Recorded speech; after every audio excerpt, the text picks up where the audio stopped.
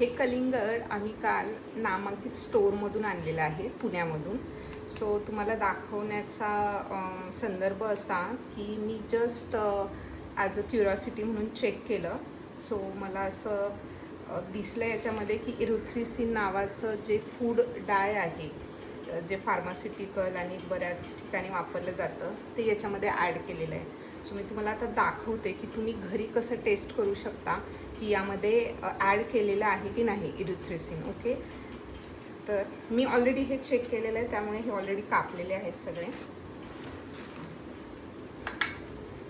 मी कापलं आणि हा टिश्यू पूर्ण व्हाईट आहे.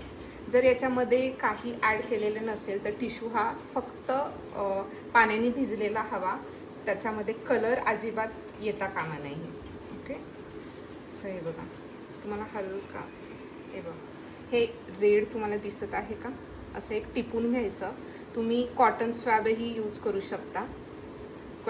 कॉटन स्वॅबमध्येही दिसतं. हे पहा, पूर्ण रेड कलर दिसत आहे.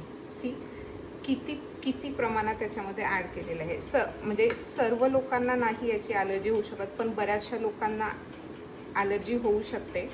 सो हे असं ॲड केलेले जातात हे कलर, फक्त आपल्याला दाखवण्यासाठी की हे कलिंगड खूप छान, सुंदर आणि गोड आहे. पण ते गोड नसून अति खतरनाक बनलेलं आहे माणसाच्या जीवनाला, की सगळ्याच पद्धतीने आपण अडल्ट्रेटेड फूड खात आहे. सो तुम्ही प्रत्येक वेळेस घरी कलिंगड आणलं की हे असं चेक करून पहा. तुम्ही स्वतःही खाऊ नका, घरच्यांनाही देऊ नका, आणि हा अवेअरनेस म्हणजे दुसऱ्यालाही कळू द्या की हे असं तुम्ही प्रकारे चेक करू शकता. आणि धन्यवाद तुम्ही तुमचा टाईम दिल्याबद्दल.